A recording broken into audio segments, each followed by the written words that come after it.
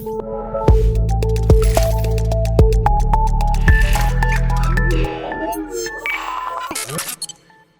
and welcome back to the Healthcare Uncomplicated YouTube channel. Today I have another magnificent content for you, but make sure you click the subscribe button and you get all the reminders for the upcoming episodes, and also you can catch up on all the previous content. Today we have Serrah Linares. She's the VP of Partnerships at Change Healthcare, also Nashville Healthcare Council Fellow, a contributor at Forbes Council, and also a top 25 health tech thought leader. Serrah, how are you? I'm good. I'm always so inspired by you and so thrilled to talk about digital health today. Brilliant. Serrah, thank you so much for accepting the invite. I also follow your great work, as you know. Thank you for that. It takes a village to get these important messages out and get people connected. Brilliant. I'm truly excited about the topic today, how to accelerate innovation with digital health.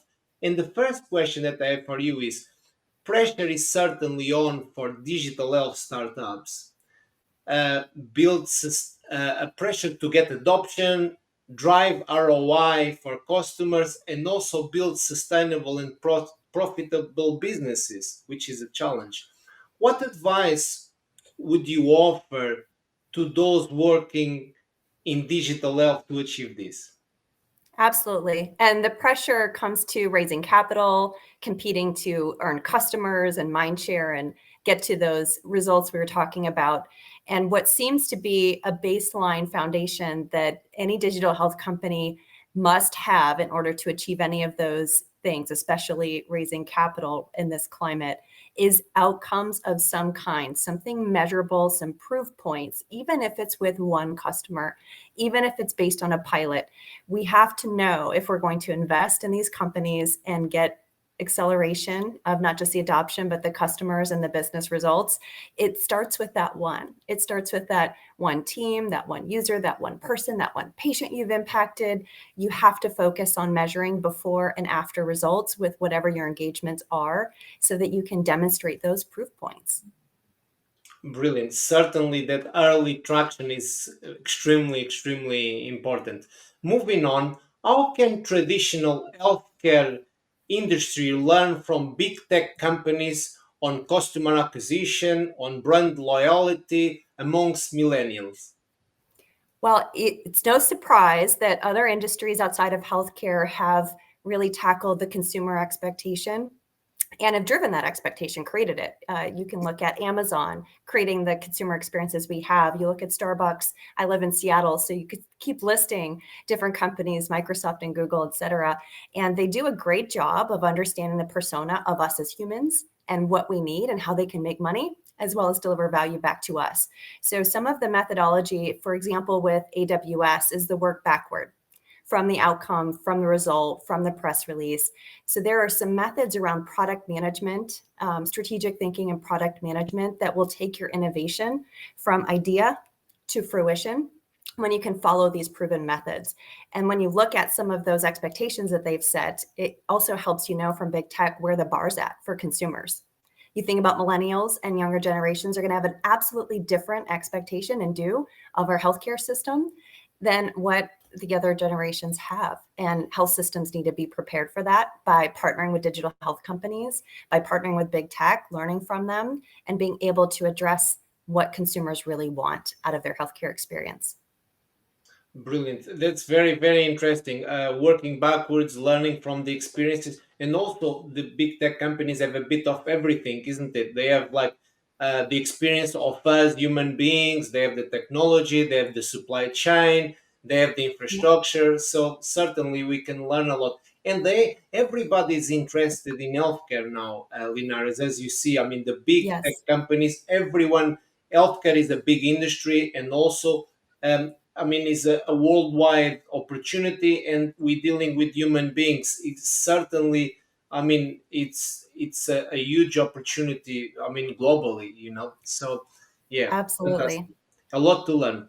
The third and last point that I have for you is what innovation priorities are trending across the organizations you work with?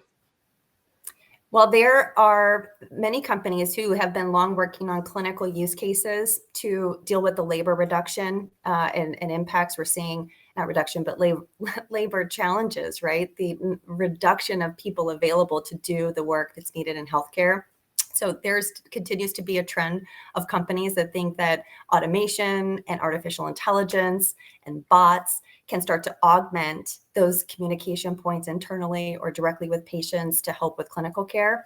So I think that'll continue, and that's a long haul. It takes a long time to prove that these things are safe to be used and really test the limits of in what ways you can use this kind of technology. What seems to be low-hanging fruit and trending are operational and financial use cases, things that remove friction from the process of healthcare, whether that's how you book your appointment, how you get your information, how you stay on top of everything, all of these opportunities for consumer engagement and on the back end, taking out cost and additional administrative waste that goes with it. That's where a lot of innovators are spending some time and able to get to those proof points we talked about earlier, being able to quickly show a return for the buyer of the product, for the patients or members that are benefiting from that frictionless, now better experience. Brilliant, fantastic. Certainly, moving friction is one of the things that a lot of people are trying to work around in different ways. You mentioned that they focus on different aspects and innovating as best as they can. Linares, we could spend a lot of time in here, Serrah, with you and discussing. We could speak for hours. That's what I really want to say. We come to the end of the episode. I have one last thing that I'm expecting a short answer is how can we make healthcare uncomplicated? It's going to come down to how we all work together to create interoperability of information so that it's available for innovators to use to get in front of the right people at the right time in various applications, just like fintech and other industries have. So I think if we could get to that piece, which is a lot of tech companies working together to enable the innovation, a lot of payers and providers participating in the ways that they own those systems as well. Oh, brilliant. Serrah, I love that answer. Working together is a true collaboration that where innovation comes from joining forces. Absolutely. A great way to round up. Thank you so much for being in here. I follow your work. I appreciate our relationship. I appreciate your expertise, your input so far, and especially today. Thank you so much. Thank you very much for having me. Brilliant. I'm going to round up now to all our viewers and listeners. Make sure you click the subscribe button. You get all this great content. Also, follow our partners. And finally, make sure you follow the work of Serrah Linares. She's very active. Also, I'm going to post her links here around Twitter and her LinkedIn. Make sure you connect with her and follow her great work. And I'll see you all next time.